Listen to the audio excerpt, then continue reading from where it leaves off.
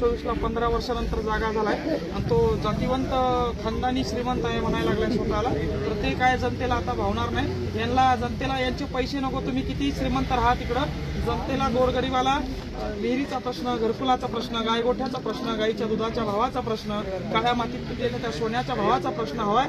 यांना जनतेला काय आसामला जमीन वगैरे कुठं घ्यायची नाही. धनशक्ती विरुद्ध जनशक्ती असा वाद सध्या सुरू आहे मतदारसंघामध्ये, काय सांगाल तेव्हा? ही माझी जनशक्ती आहे. त्या दोघांनी फक्त एवढी पब्लिक या ठिकाणी त्यांच्याकडून जमा करून दाखवा, मी माघार घेतो.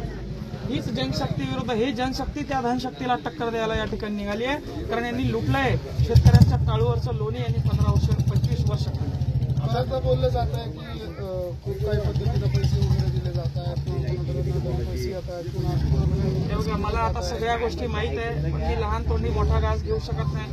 दबाव आणला जातोय, वयस्कर बाबा लोकांना उचलून नेल्या जातोय, पोरांना शिव्या दिल्या जातोय आमदाराकडनं. बदनापूरमध्ये प्रचंड असा या ठिकाणी इलेक्शन कमिशनचा आहे, आचारसंहितेचा भंग या ठिकाणी होतोय. दबाव आणायचा लोकशाही. अरे ही लोकशाही आहे. शाहू फुले आंबेडकरांची, छत्रपती शिवाजी महाराजांचा हा महाराष्ट्र आहे. तुम्ही जेवढा दाबण्याचा प्रयत्न करणार तेवढा प्रचंड या ठिकाणी ज्वाला होऊन हे भडकणार. आणि आग जर तुमच्या घरापर्यंत पोहोचली तर तुम्ही सुद्धा या ठिकाणी तुम्हाला पळावं लागणार आहे. तुम्ही लुटलाय ना आता 25 वर्ष दिले ना तुम्हाला.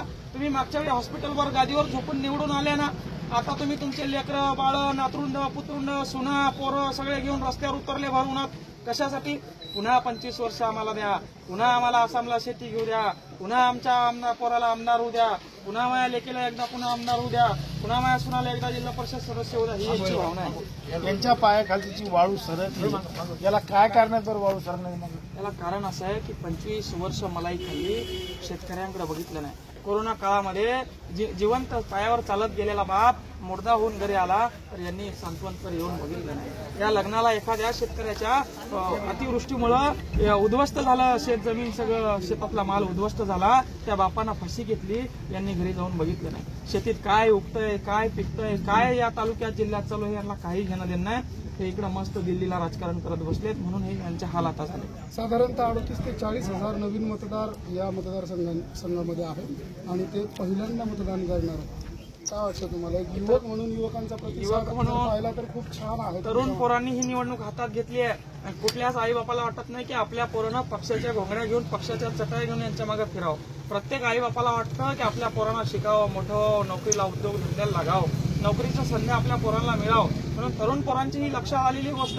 आणि एवढ्यावेळी सर्व वयस्कर ज्येष्ठ नागरिकांनी तरुण पोरांच्या पाठीवर थाप दिली.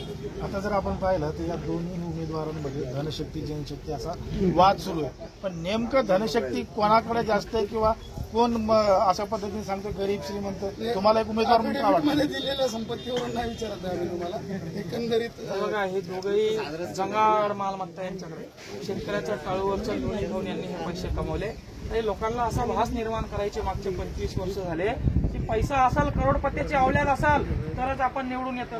पण आता मी गावागावात जाऊन लोकांना सांगितलं, मतदारांना सांगितलं की राजा हो, तुम्ही जेव्हा मतदान करायला त्या शाळेच्या लाईनमध्ये उभं राहता, ते मतदान करायला मध्ये ते मास्तर तुमच्या बोटाला शाई लावतं, ते तुमच्याकडनं पैसे घेतं का? नाही. मतदान करायला पैसे लागत नाही. तुमच्या बोटावर शाई लावून तुम्हाला मतदान टाकायचं असतं.